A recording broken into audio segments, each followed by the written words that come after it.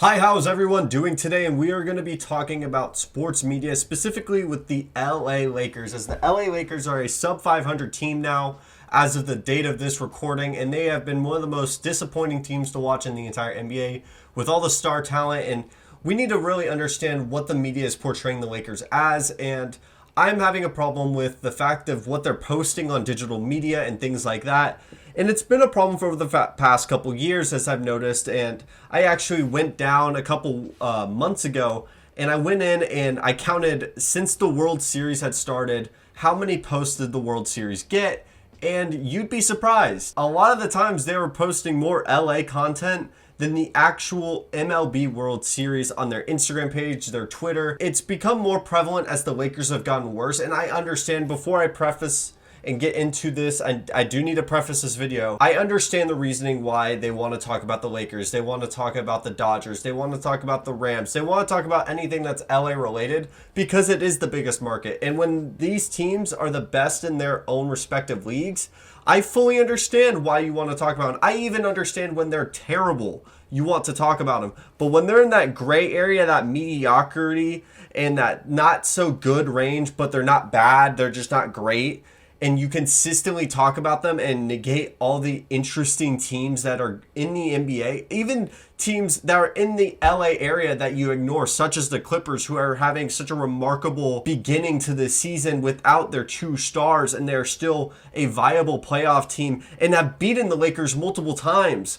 Not to mention the New Orleans Pelicans having CJ McCollum come over, and he is averaging about 30 points a game, and he's having a resurgence as his own star with Brandon Ingram, not even Zion there. You couldn't even make a post about that. And when they played the Lakers on national television recently, they made one post on that blowout game of the Lakers getting just blown out of the water in their own stadium. And there's one post on Twitter and I believe Instagram as well, one post that was actually pro Lakers and didn't even give any credit. Like, you couldn't have picked one three-pointer CJ threw up, and wow, the Lakers are getting blown out in Staples. Oh, actually, my bad. Crypto.com Arena, which I feel like cursed the Lakers, honestly, because that's such a terrible name. But you couldn't even post anything for the Pelicans because you're so desperately wanting Zion out that you ignore the Pelicans and shine zero light on them. It's so frustrating to see things like that. Not even the World Series thing frustrated me because I'm not a huge baseball guy. Hand to God, I'm not a huge baseball guy in general. I never played it. It was nothing that I got super excited about, unless the Astros were playing. I'm an Astros guy. I'm from Houston. But to see the World Series get barely any love on the Instagram pages, Twitter pages, like Colin Cowherd made a point on Twitter, and I'm not one to always agree with Colin Cowherd, but he said, even with the lockouts in the MLB, people are fans of the sport. It is one of the most prestigious sports in all of America, and there's a reason why a lot of people love it, and it provides jobs and things of that nature. And to not even shed light on it, just shows this younger generation a lot of people don't care about baseball, when that's just not the truth. Baseball needs a resurgence, and that might just be on the MLB not being able to produce as much content, even though I feel like they are coming around.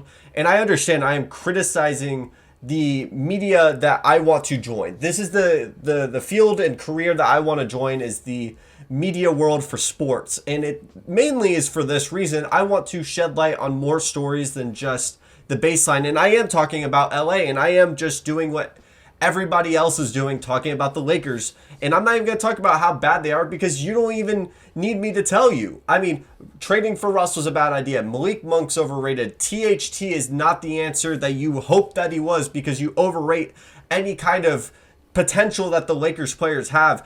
Everyone knows what the Lakers roster is because it's all that's talked about. Every morning show, I feel that JJ Redick is the only one with a sensible brain that is trying to speak the life into the NBA conversation. When we see King of the Fourth Quarter going on TNT even has some life to it, because they'll talk about any team and any player, and they don't have such an obvious bias towards Laker Nation. And I understand the Lakers are just one of the biggest brands in all of sports, but come on, let's talk about something else. I saw zero credit given to the New Orleans Pelicans, who are having a resurgence of a franchise, who made a win now move for CJ McCollum, and all people are talking about is getting Zion out of there, which I still think Zion should get out of there, but that's not the point. They are still making an attempt to keep him there, and it seems to be working. CJ McCollum, a guy that we assumed was always going to be a number 2 and not a big time scorer. I mean, he is a good scorer, but I mean, like, to the level of 30 points a game, I did not expect that. I don't think a lot of people expected that to mesh so well. Brandon Ingram's playing fantastic. And I'm forgetting one other guy on there, Herb Jones. Herbert Jones is having a fantastic rookie year, and I'm barely seeing anybody give any love to it. And it's just so confusing to see. Like, I'm not going to blame Omar. If you don't know who Omar is, he's a manager for the Instagram for SportsCenter and things of that nature and all this. And he's supposed to be a guy that's, like, connects with us and he is understanding. And I see his TikToks and, like, there is a part of me that's like, it just seems like he is flexing. But I give respect. He's earned his spot. He created House of Highlights. I understand. But he's kind of turned SportsCenter into a House of Highlights, like, light at the same time. Not like, there's sometimes news, and SportsCenter just feels kind of like Sports Nation at times. Like, I don't really feel like we need to be talking about Jake Paul on SportsCenter. That seems like a Sports Nation kind of thing, and that might just be me. I feel like SportsCenter should be more refined and more like newsworthy than what we're talking about. Like, First Take has just been clearly producers just saying, hey, talk about this and make wild takes for clicks and views. And that's what it's just become in all of sports media, is what can get clicks and views and things of that nature. And I even succumb to that sometimes with my YouTube channel. What opinion is going to get the most clicks and views? And I just have to remind myself, you just have to give out an opinion. If people think it's good or bad, that's just up to their interpretation. But I'm just going to give out what my opinion is, not because it's going to get clicks and views, but because I want to express that and I want to start a conversation of what I feel is interesting. And I know this video doesn't have a lot of stats or things of that nature, and it's kind of all over the place, but I'm tired of seeing SportsCenter just become this diluted thing of like a diet version of House of Highlights, because that's what it feels. I mean, I remember counting, I think I even posted a video way earlier into my YouTube channel, and this is going to be a more refined version, more of a rant, if anything. Why I feel like this is just so weird that like the MLB is getting the same amount of content as Jake Paul. That's just, I understand it gets a lot of clicks and views, and maybe I'm just an old boomer that doesn't want to see this all the time, but I feel like there's better stories out there to dive into. And I see Pat McAfee show that he's connected with with the social media world, and he's doing it in a much smoother way where, like, yes, he'll talk about Jake Paul, he'll talk about anything, he'll talk about WWE, he'll talk about anything that's sports related, but also bring a seriousness to the conversation with an electricity of hammer down. Shout out to the Pat McAfee show. Something I would love one day. Like, that is, I think I would bring a tear to my eye if I one day was able to get on the Pat McAfee show, because I truly have seen them since they were in that dark room with all the posters and everything, and they have built a beautiful setup. I just want to say, like, I think ESPN at its roots, speaking of Pat McAfee, is having a core problem with not only the media that they're producing.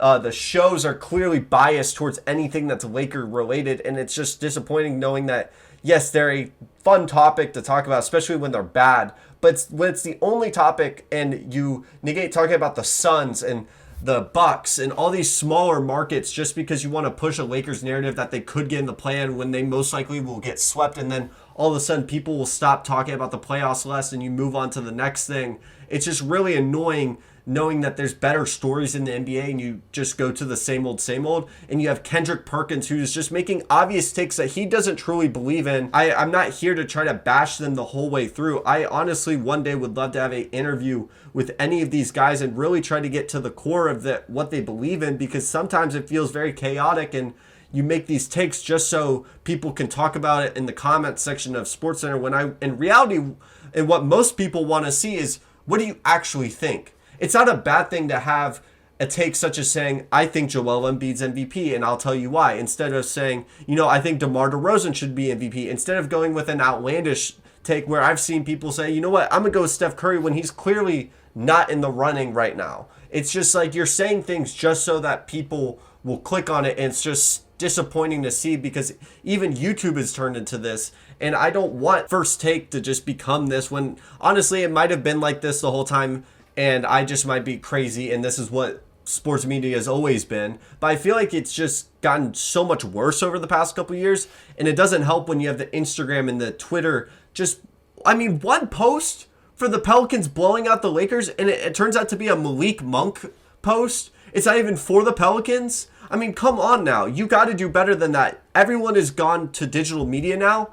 And so now you're just putting into this new generation just this Lakers bias, and when I feel like you would have a much better support overall if you gave love to these smaller teams. And that's my take for the day. I know this video is all over the place, but I'm just tired of seeing the bias towards Lakers media and overall just everything LA. Like, can we give some more love to these smaller teams? If you're at this point of the video, please like and subscribe. I know this video is all over the place. I just wanted to get that off of my chest.